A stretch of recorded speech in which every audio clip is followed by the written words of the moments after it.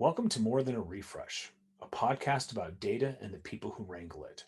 Today we are meeting with Mark Porter again, CTO of MongoDB, and our theme is engineering culture. Mark, give us a brief introduction. Hey, everybody. JD, it's great to be here again. Thanks for inviting me back. I've been doing databases for about 35 years. I'm a complete tech geek. You can find me at Mark Loves Tech on Twitter. And I'm currently the CTO of MongoDB.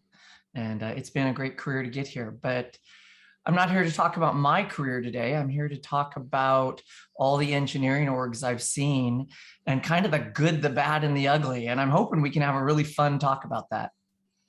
Yeah, I agree. It came up on our last episode, and for those who are listening now new, you can find us on all your major outlets under More Than a Refresh.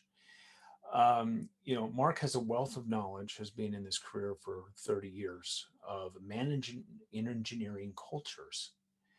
And Mark and I came about together because one of my projects is people Postgres data. And that's kind of a term that we coined for Postgres conference. And the point is to remind, frankly, a lot of engineers, that we're people first, because engineers in our experience, and as someone who's highly technical myself, have a tendency to drill down on a particular technical problem and forget that there are people around us. This particular podcast is non-technical. And, Mark, what is some of the good, the bad, and the ugly in terms of engineering culture? What are your thoughts there? Well, one thing that's kind of fun about this podcast is that though you and I may be on the other side of the rows and tables versus documents divide, we are not on opposite sides of the great engineering cultures divide. And we are on the same side. And the good, the bad, and the ugly basically comes down to good engineering culture is not dependent on company size. It's not dependent on what industry you're in. Those things can certainly have an effect. But what it is dependent on, in my opinion, is intentional leadership. And so when you think about company size, as an example, that's one dimension where you need to not think that just because a company is 10,000 people that has a bad culture. There's also things that can specifically make a culture bad or specifically make a culture good. Okay, well, that's interesting that you bring up company size, because we've got our notes, we obviously prepared for this podcast a little bit. And when I read the company size doesn't determine the culture, I kind of disagreed. And I get where you're coming from with, like, just because you have 10,000 people doesn't mean your company has a bad culture. In fact, I would actually agree with that 100%. And I think that larger companies get a bad rap for their success. But from a company size perspective, I know that, Command Prompt, for example, we've been around since 97. We were a very small company for a long time. And that it did affect our culture, right? There's certain things that always applied. Like, we always wanted to do a good job, and we always wanted to be honest and transparent. And we didn't like to play some of the games that some companies like to play with their customers. We wanted, but on the flip side of that, when you're a small company, it's feast or famine sometimes, and that will adapt your culture, on what you're willing to accept and your threshold for pain, I guess. What are your thoughts on that? Yeah, the feast and famine thing is interesting because it comes down to urgency. And I think that one of the areas where large companies often do lose their way is they lose a sense of urgency. Now, it might not be about making payroll next month. That's one kind of urgency, but it should still be about delighting customers or getting that next unbelievable release out or whatever it is. So I think a sense of urgency is key, because there's only 24 hours in everyone's day. And a sense of urgency is absolutely essential to us prioritizing what we do. So that's one thing, is that sense of urgency, which I think you got to keep even in a large company. The second thing I think is, I know Command Prompt is what, like, how big is Command Prompt? We're about 20 people. Okay. So when you start, all of the authority sits with you, and then you hire some people and some accountability starts sitting with other people. And then as you get bigger, the authority stays with you and the accountability may move out to a second level of leaders. What you need to do is you need to move authority down in the organization along with accountability. So one thing that I always do is I focus very hard on making sure that authority and accountability are in the same place in an organization. And if you do that, it doesn't really matter if it's a 15,000 person engineering organization or a 15-person engineering organization. Interesting. So your point about pushing authority and accountability down, I've run into this. We've seen this with many companies that, almost all of our customers are larger than command prompt. And that's because of how specialty we are. But we do see scenarios where, you have authority, say a CTO. No offense, Mark. Yeah, you got to watch out for those CTOs. Yeah, well, my favorite, the CTO that thinks he's still a developer, right? Yeah. And the problem that you run into is that they have the authority, but then they don't have the accountability, and it ends up putting, I think, an undue pressure on the engineering team. But I want to come back to this sense of urgency that you said. And this is curious to me because this is something that command prompt struggles with, having a sense of urgency because of we are profitable, we are stable. And since we're a services firm, our sense of urgency is derived from the client's sense of urgency. And a lot of times our clients are looking to us as partners to actually temper their sense of urgency, because it's very easy to say, we must get this done now. And then what happens is that everybody must get this done now, which negates the urgency, right? Because you can't get it all done now. When you got 10,000 people, actually, how many people does MongoDB have? I think we're saying in our earnings announcements, we're around 3,000 people these days. Okay, so 3,000 people, which means you're successful, largely profitable. You've got 401k, you've got health insurance, you got all the goodies. And from our last podcast that we shared, it seemed like you had a very, very good culture going on. But how do you create a sense of urgency out of a working product? Right? I mean, you have an existing working production class product and service. How do you continue to inspire a team? Is this through leadership? Is this through management? But how do you continue that sense of urgency without having it lead to burnout? So I do it by connecting two things to every engineer, and this is just an engineering point of view. I connect pride in the quality of the work they produce to them and give them the enablement to have pride. And so when something's broken, there's urgency around the pride. And then I connect them to the customer. And like you say, customers do have a sense of urgency. They want everything done today. And when you put those things in balance, you get an engineering team which knows how to be urgent about producing high quality software for their customers. And so, of course, it takes maintenance and time. But if you just go too far down the pride level and you get this ivory tower engineering team, there's no sense of urgency there. And if you just go down the customer requirements, I mean, customers are an insatiable beast that will eat everything your engineering team can put out, and you will indeed get burnout. So you have to kind of balance those. That's a good point. You said pride, and that can very much be a negative as well. One of the things that I like to educate our team on is don't be prideful, be proud of. Mm-hmm. And I think the reasons are obvious. When you're prideful, you start getting into some of the problems that are bad in engineering teams, which we will get there. But just as a note, and one of them is being territorial. Mm-hmm. But when we outline the good of engineering teams, in terms of culture and how to keep people positive with a sense of urgency, how do we deal with the fear of making a mistake, especially with, as you get more mature in your career, you're less worried about making mistakes. But as you hire new people or people that are new to the company, not even necessarily, say newbies, There's this great fear of either letting down your boss or letting down your supervisor or letting down the client, which is even worse. How do we process that in a productive and constructive way? So I got to tell you, this is an area I'm still working on right now, but here's my thoughts. This has been an area of thought for me over the last 6 months. I think it requires changing the goalposts. So if the goalposts are doing the right thing and the goalposts are innovation, then you can say that experimentation, and this is something I've been thinking about lately. I mean, none of my teams are going to tell me they plan to fail next quarter. Let's be really clear. But my team should be allowed to tell me they plan to experiment with 2 different approaches. Now, by definition, 1 or more of those approaches is going to fail.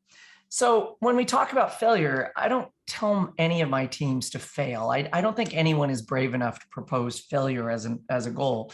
Instead, what we try to get them to do is propose innovation and experimentation.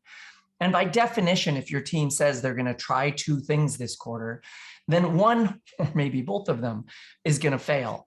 And that's okay. So that can remove the fear, because when you endorse the plan that they're going to try 2 things, you've endorsed some degree of failure. You've also endorsed success. So that's one thing. Learning from mistakes, learning from experiments, constructive feedback loops are really, really important. And so the other thing you have to avoid, though, is you have to make sure that everyone is pushing at the right thing. And so things to avoid are avoid vanity metrics, like the number of devs who visited the web page. That is a terrible vanity metric, because let's say that you could pay people to visit the web page, or let's say those developers are having a terrible experience on the web page. So you have to go 1 level deeper to avoid these vanity metrics. And you have to get your team bought into those vanity metrics, bought into real metrics, not vanity metrics. And so, that's a really important thing to do, because if the metrics that you're using are the wrong metrics, nothing else can ever work. And I think that's really important as a leader to stay away from that, because frankly, the vanity metrics are the easiest ones to measure. No, I agree, and they're just popcorn, right? They don't really matter. But going back before, when we were talking about learning from your mistakes, I think it's important to remember that everybody fails. It's what you make of the failure, right? Nobody's perfect in this world. I think there was once one metric that said that, you know, most entrepreneurs, close or fail in 5 businesses before they find success. And but one of the issues with failure, and I this is something I struggle with all the time, which is if it isn't broke, don't fix it. But in reality, just because it's not broke doesn't mean it can't be improved. And if you're not improving it, then isn't that in itself somewhat broken? And when I ask this question, I'm actually leaning into the human part of this, not the technical part of this, in terms of professional growth, being a better person, moving forward as a human, moving in a positive direction as a human. I think it's very easy, especially for technical people, to kind of get in their own box and be afraid, maybe not consciously afraid, but why would I do this different? This has been working for 15 years. What are your thoughts on that? Yeah. Yeah, I think that's really important. The human. I love that you're bringing the human element into it. So, often on these podcasts, I get asked, if you could go back and talk to yourself at 25, what would you tell yourself? And what I would tell myself is focus on the human element. Focus on being a good communicator and a good listener. A lot of technical people don't focus on that, even though we all have the same skills as other people once we decide to exercise them. My wife might differ, but after 20 years of marriage, I think I'm a better communicator. And so I have this little thing I use called these cultural hints. And they're things like how to communicate with each other, like listen to the other person, anticipate what they're trying to say, analyze what they're trying to say, and answer the unspoken question. Another one, believe that the people you're working with are brilliant and well-intentioned, because if they're not, no conversation is going to go well. Believe that you're going to work together to build mechanisms to make the place this constant improvement. And all of these are things where humans work together. And I think that I have a bunch of these, but I think that if you work on those things of being a better human, then everything just gets easier on the technical side. It's like having the right foundation for your building as opposed to a shaky foundation. If you focus on being a better human, then you can build better tech. If you don't, then everything you build and your teams all feel shaky. That's a great point. And, as someone who's been in the open source slash free software community since, oh, goodness gracious, 91 or 92, really long time. This is something that has recently been coming around past 5-ish years or so, where a new generation of open source contributors uh, are demanding the humanity. And I think that the communities, all of them and globally, are benefiting from it. But it's also creating a rift between the older generations and the newer generations, because the older generations are, a lot of them, not all of them, of course, but a lot of them are basically, get over yourself. We're trying to build some software here. And if you look into what's going on in the Perl community right now, is a really good example of that problem. And I've seen it in other communities as well. And that kind of leads towards professional development, professional growth, right? At Command Prompt, one of the things that we do is, most companies have some kind of compensation review, right? Every year, where you go through and it's a performance review, and you might get a cost of living increase, and then if you've done over and above, you get an extra amount that you wouldn't normally get, something like that. Well, one of the things that Command Prompt implemented just this year was in an effort to encourage professional development, not just technical professional development, but human professional development, is that we enabled our team to receive performance increases quarterly or bi-yearly based on professional development goals that they met in that time period. And the idea being that you don't have to wait. And it wasn't always, sometimes it was time off, right? If you achieve this goal, you get it without it affecting your PTO, we'll just give you some time off or something like that. But the idea being that you could reap the rewards quarterly or bi-yearly versus having to wait a whole year in hopes that you actually reaped the reward. And it kind of gave them an incentive. And some of the things that we've done, of course, we've done your standard stuff like, hey, we need you to get Kubernetes certified or something like that. But we also did things like, we want you to take this edX Harvard leadership class, or this business communications course, because we want our entire team to be better humans, better communicators, be able to build those relationships, to be better people, which enables them to be better servicers of the client as well. And of course, we hope it helps them in their personal lives. What kind of professional development does MongoDB encourage beyond, the obvious staying up with tech? Yeah, I love that you guys do that. I think that there's kind of being a better human, and that stuff can sometimes come across as a little fuzzy if not presented well. And I think it's important, but it's hard to say, being a better human and being a better listener. I mean, a lot of tech people are going to go, oh my God, really? You're not going to send me to a class to be a better listener. But what you can do is you can send them to a class, like you said, like a Harvard business class or a Harvard executive management class, where all of a sudden they realize that being a better listener is required to do well in the class. So at MongoDB, we have a set of things where we have management courses, leadership courses. Notice those are different things. Management is about, how I take care of you and your salary and your performance review, and leadership is about inspiration and freedom and candor and empowerment. And we have classes in those areas, and we encourage people to take them. We don't actually have them on people's reviews yet, and I'm actually pondering that. I think I might come back to you in a week or two with some thoughts on that. I like that. I wrote that down when you were saying it. We also, of course, have the tech classes, and we also, of course, have all the classes on just like all the stuff you need to do to be a member of the community, of the MongoDB community as an employee. So we have all those things, but we don't actually fold them into our review process or rewards process quite the way you did. I think that's innovative. Well, thank you.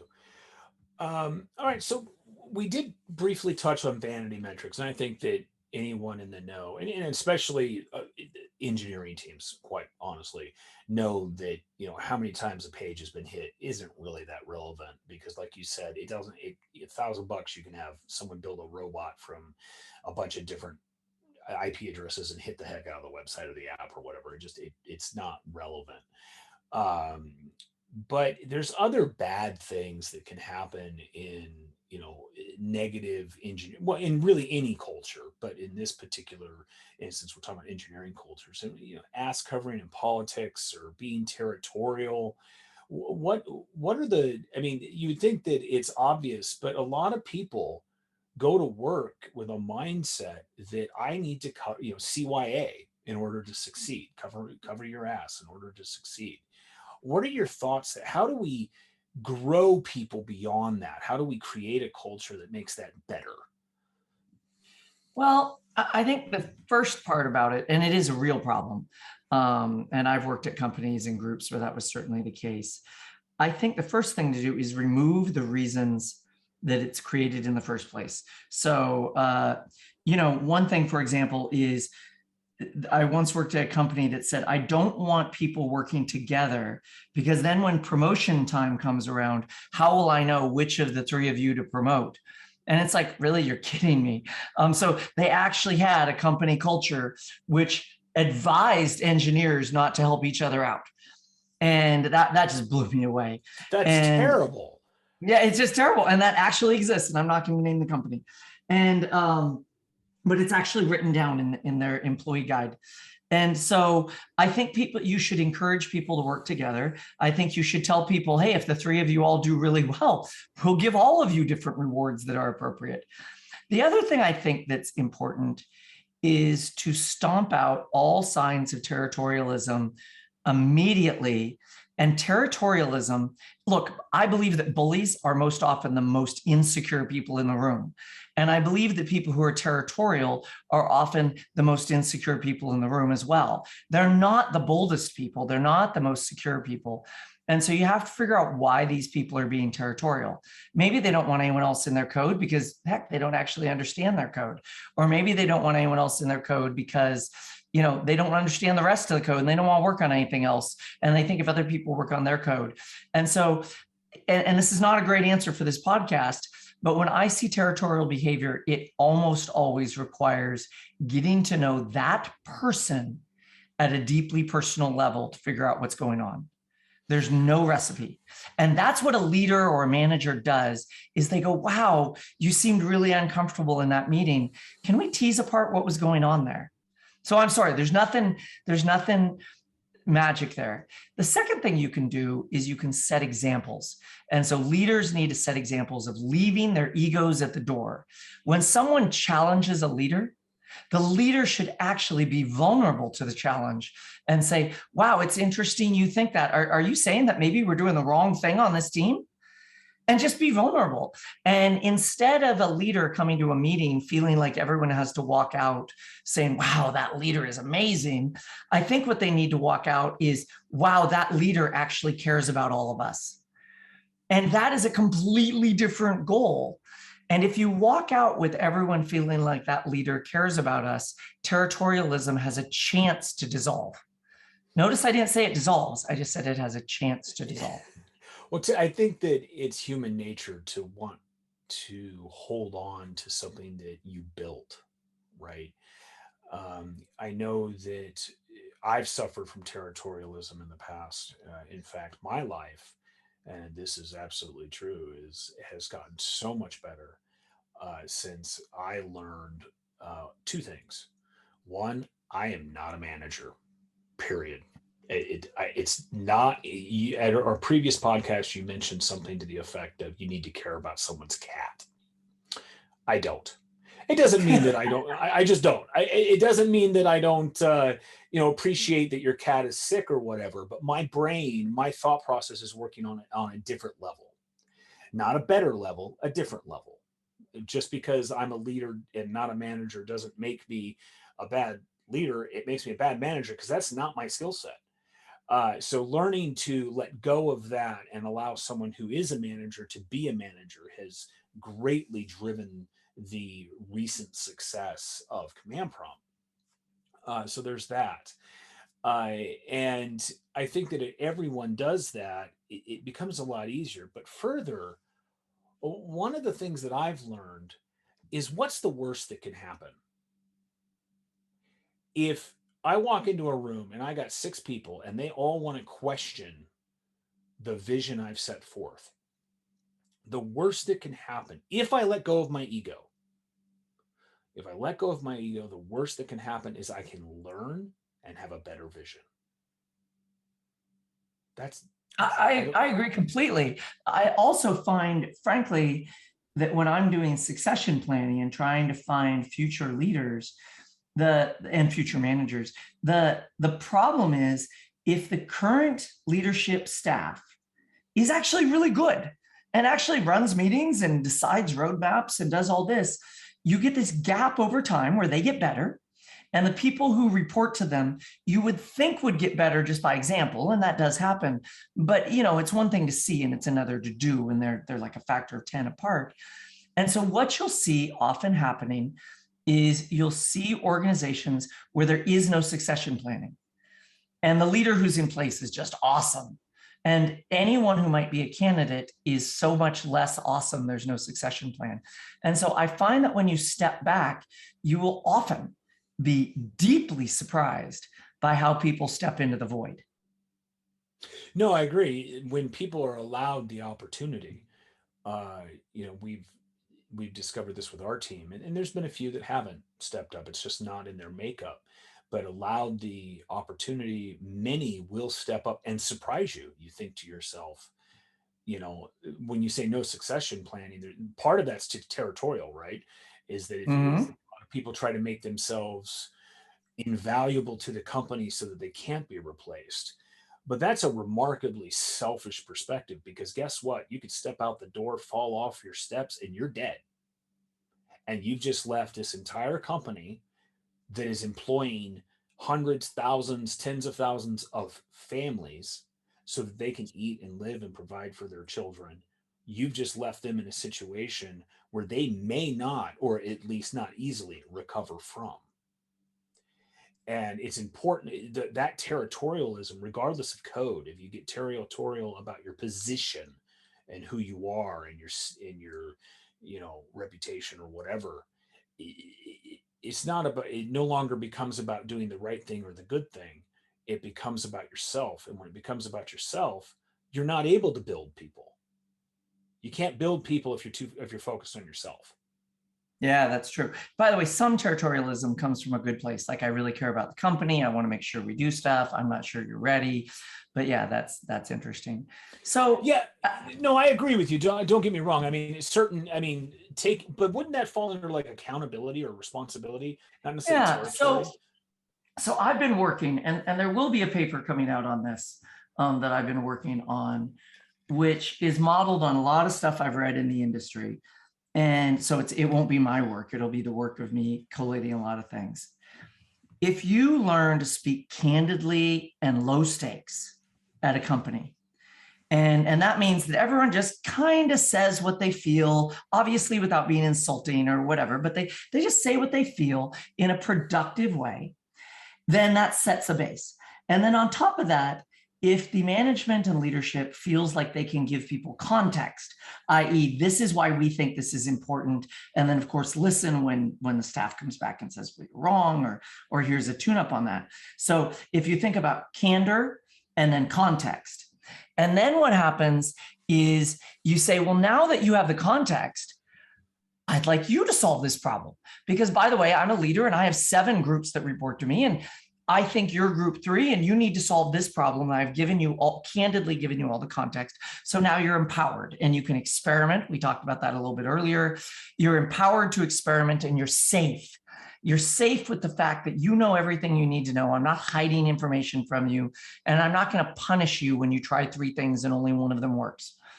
So that's it. And what I've found is accountability, which is what all leaders want and all managers demand, is they want all of their employees to take accountability, remember?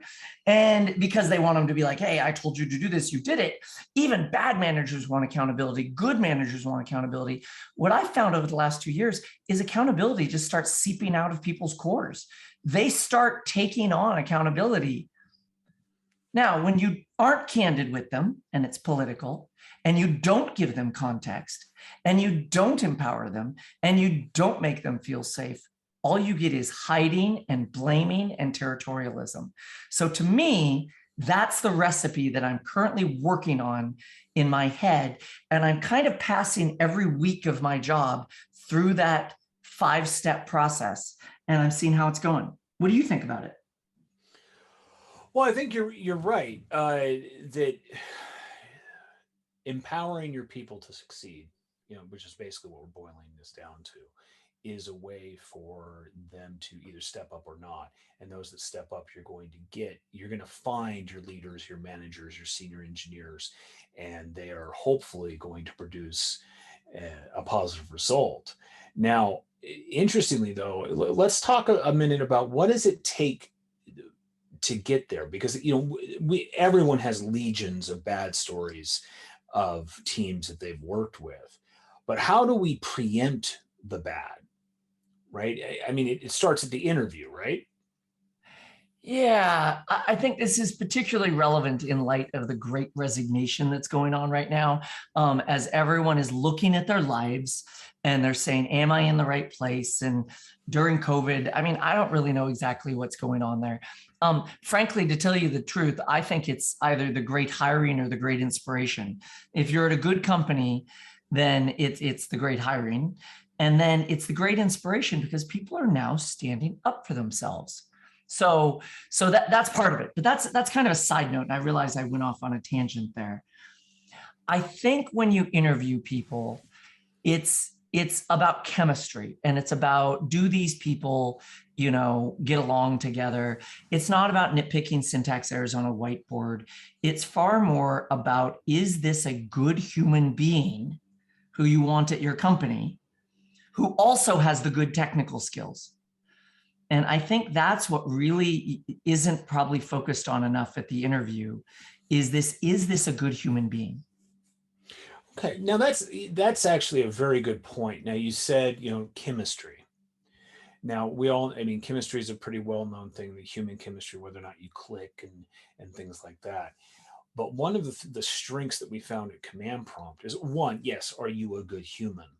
But what defines that? And the reason I ask is because we have found through the years that an eclectic team is by far the most productive. And when I say eclectic, we have atheists, we have agnostics, we have Christians, we have Catholics, I think we even have a Buddhist, we have some who are just searching, right? And speaking of which, what you said, if there was something I could tell myself back when I was 25, what would it be? For me, it would have been, listen to your voice in your head, because I was cutting a dormer on a second-story window, and in my head, I kid you not, I heard a voice twice that said, you're going to fall.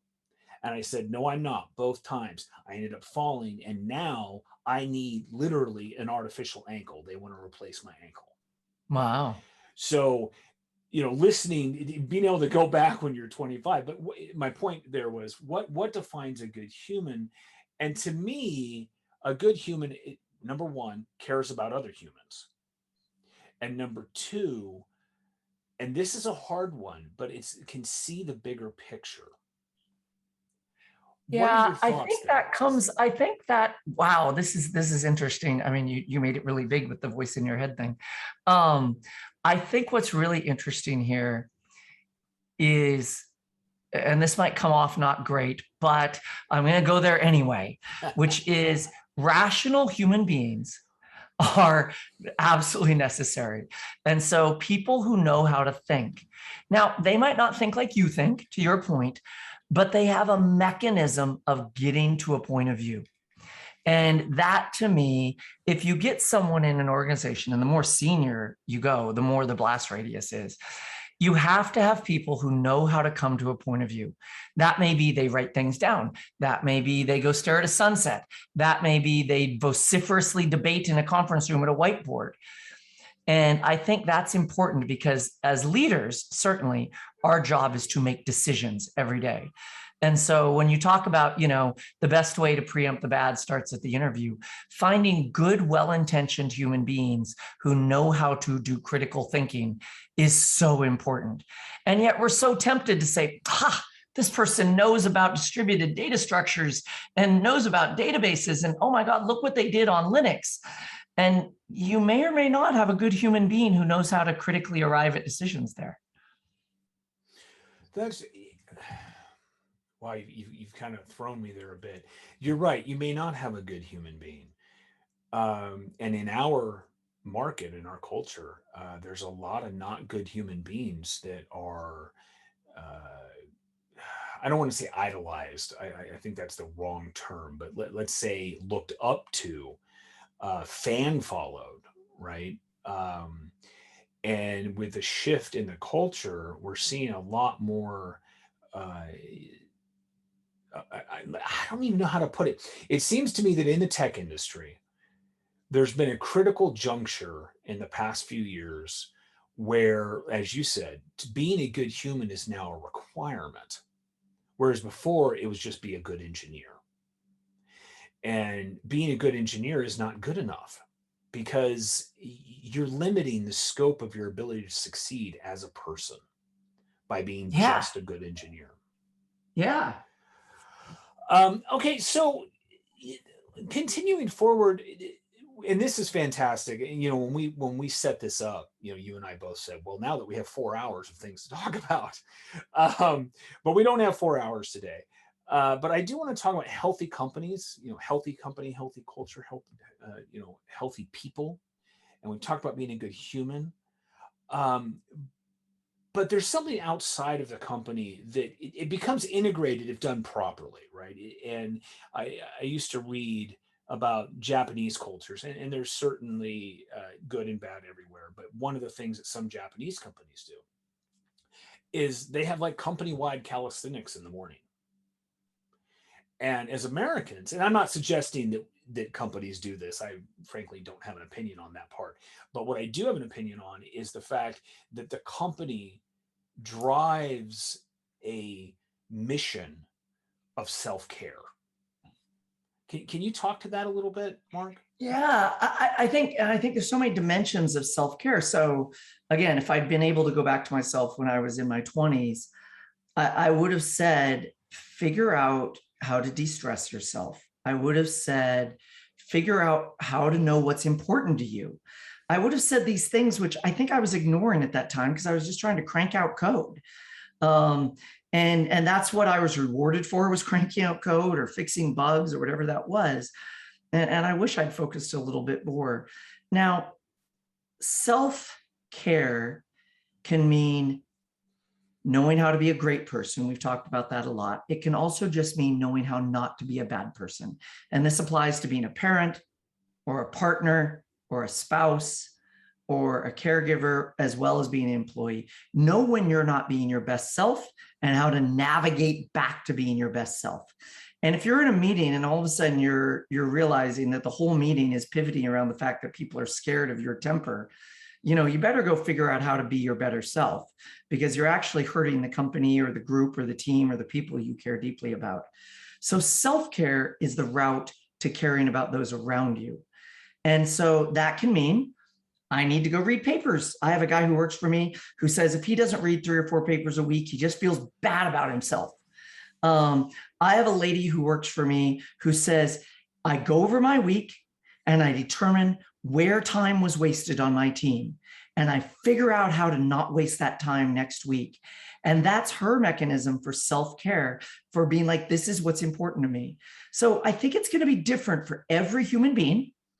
But I think what we all need to do is sit back just far enough to figure out what's important to us, and then sit back one step farther and figure out how to put time into that. And that's it. And it could be professional growth or human growth or getting along with your spouse better or coding better. But I think that self-care, if everyone does that, the world just turns into a better place and a company turns into a better place.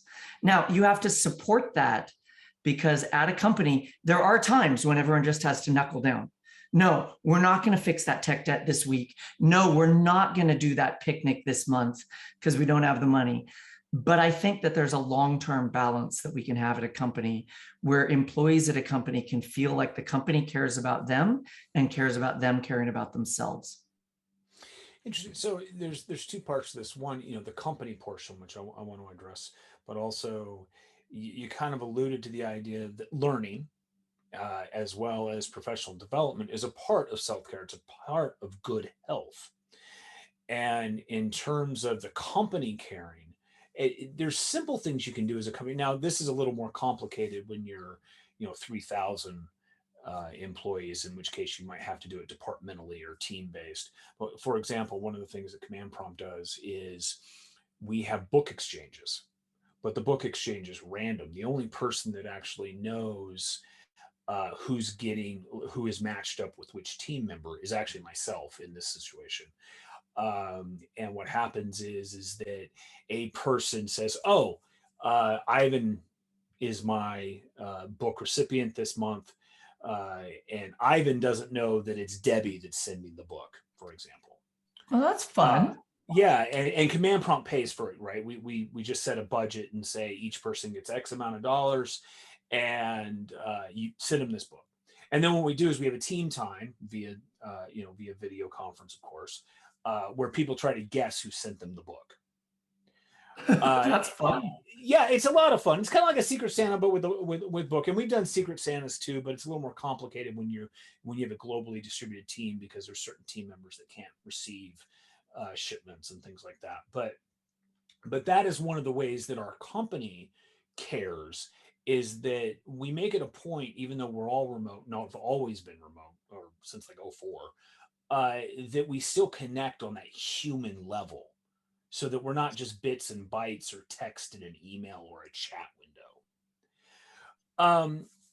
Now, let's talk about professional development. I mean, we I think we both agree that professional development is important, no matter what, not only what stage in life you're in, but also who you are in your career, whether you're an engineer or an office manager or whatever. But I think that recognizing and being willing to listen to those who observe you, what your talents and skills are, I think that is vitally important to your own professional success. And for example, just because you're a brilliant developer doesn't mean you're a great people leader or a manager. Can you talk to that a little bit? Yeah, so I'm still, I'm working on this one.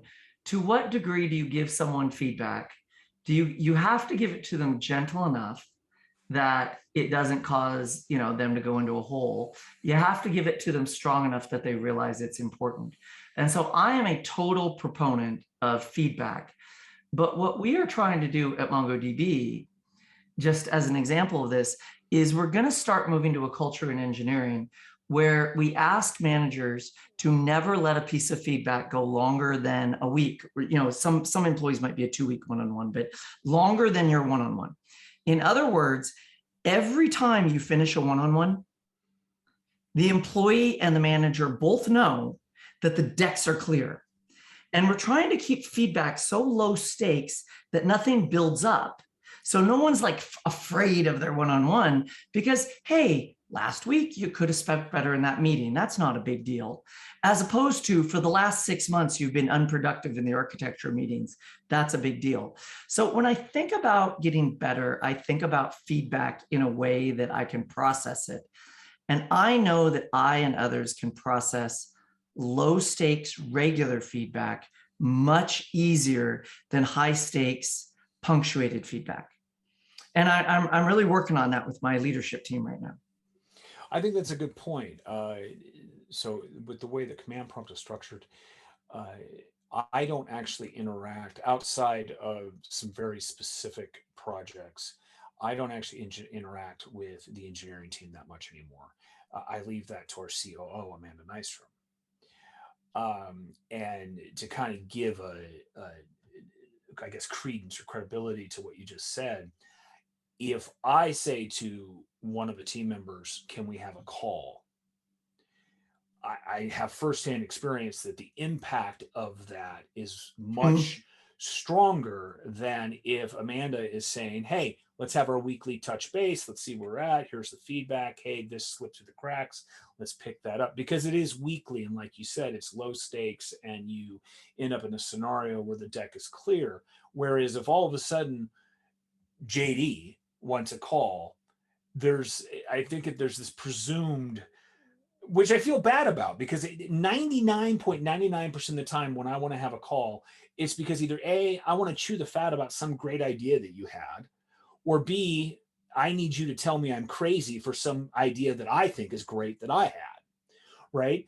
And it's unfortunate, but when the owner wants to talk to you and he doesn't engage on an everyday basis or even every week basis, which I do on purpose because I want the team to succeed without me, there is that certain level of, why does the boss want to talk to me? So I think you're absolutely right that you have to keep it low stakes, and that connection needs to happen in order to allow those types of unfortunate or misunderstood situations to happen. So the way I deal with that, I'm just gonna interrupt you because I have lived that as an executive of 1,000-person groups multiple times in my career. I have lived that. And the way that I have figured out to diffuse that, at least a little bit, is when I reach out to someone, Susie, oh my God, it'd be great if we could chat sometime in the next couple of weeks, I have this crazy idea, and I think you might be a great person to tell me whether or not it's a good idea. So I never leave them wondering, and I don't say what the idea is, whatever, because that'd be stupid, but I just say, I never leave them wondering, what is the purpose of this meeting? Because the natural human behavior is that when the tiger wants to talk to the deer is going to be nervous. It's just a power dynamic, and there's literally nothing you can do. So rather than trying to pretend the power dynamic isn't there, I've actually just embraced it and said, hey, I'm the CTO, and I would just love to have 30 minutes of your time to chat through this idea with me. And it's been something I've done. So I'd advise you to do that too, to always diffuse those situations. No, I think that is a very well-rounded piece of advice, and I would follow it up with, well, that means that I would actually have to plan the phone calls, because I have a tendency to say, can I call you? Right. So that's on me, right? Absolutely on me. But I feel bad because it's like, hey, you got a minute for a call? And they're just like, holy crap, where did he come from? But moving on, let's talk, because we're running low on time here and I want to respect everybody's time, but we've just got a couple more things that we wanted to touch base on. Let's talk about leadership versus management, being a leader without being a manager. I think it's important because a lot of people don't understand the difference. They think it's the same, and they think that the leaders should have the same skill set as managers, and managers should be good at this, but leaders are actually really terrible at what this is. So what is this? What's in the cookie jar? So I've been at companies where leadership and management were equated to each other, and at companies where they were different. And just in the spirit of not throwing anyone under the bus, I will say that Amazon and Oracle both do a fantastic job of separating leadership and management. But and so Mongo? Well, no, Mongo does too, by the way, but I'm just talking about my prior career. But the thing is, leadership is about, where's the company going? What's the inspiration? Why are we doing this? How will we delight customers? Those things where you talk with this person and you just feel smarter or more excited when you're done talking to him. That's a leader. Okay, or her. And management is about, wow, these three teams all depend on each other. And unfortunately, because of history, we share one code base. How are we going to actually orchestrate the management of that code base? Or, hey, we have an on-call schedule. And look, the reality is we have a lot more tickets coming in than we want right now. Someone has to be on call 24/7. How are we going to manage that so everyone feels that it is equitable? Notice I didn't say equal, equitable. And so those are the differences. And what happens is companies do this very unfortunate thing, which is they will often pay managers more than they will pay ICs at the same level. And so humans are very programmable, and humans will decide, I would like to make more money. And so they will go to being a manager, even though the reality is that if you don't feel the calling for management, that is no different than not feeling the calling for databases or the calling for code or the calling for anything else. And what I mean by the calling for management, there's a book that said this somewhere, and it said, and I know there's people who are going to like gag when they hear this on this podcast, management can be the most noble of professions. In no other role can you help so many people so deeply. That's what being a manager is. Now, being a leader is, I want to change the world of tech or the world of databases or make $1 billion or whatever it is. That's what being a leader is. And when I say it that way, I hope that you and the listeners, I mean, those two things aren't even related to each other. Well, I would say they're related in one way. They need each other. Well, yes, they need each other, but you could be one without the other. You could be both. They're very different. And so companies that pay individual contributors and managers of the same level, the same amount, or even pay ICs a little bit more, I'm a fan of. Because I'm telling you right now, and all directors and VPs who work for me, please take this with a grain of salt. It is harder for me to hire a senior principal engineer than it is for me to hire a director. And I'm really focused on the impact that leader ICs can have on an entire company, just as much as I'm focused on the impact that leader managers can have as well. Well, I think that's a good point. I actually was thinking about this earlier today. And one of the keys here is to remember that one is not necessarily better, it's different. Yep. Right. And going to your point of equality versus, equitable.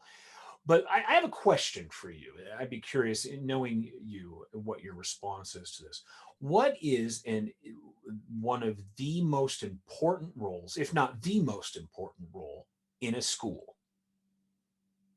And when I say role, I'm not talking about, well, teaching kids. I'm talking about the IC. Who is the individual contributor that is likely the most important in a school? Wow, that's really hard. I don't actually have a great answer to that, dude. The custodian. Oh, tell me why. Without the custodian, everybody gets sick. The teachers get sick, they can't teach the kids. The kids get sick, get other kids sick. Without the custodian, you have, well, I mean, you've been to elementary school, the bathrooms are disgusting. Without the custodian, you have trash piling up everywhere. You have the signs from last week's football game are still up or not put up. Well, so there's a joke about there's a joke about the human body and which organ is most important. And I'm not going to tell the joke, but you can imagine based on what you just said. I'm going to come back at you with something very different. And what I'm going to come back at you at, and I say this regularly, is every employee of this company is equally important. We are putting you in a role that stretches you, hopefully.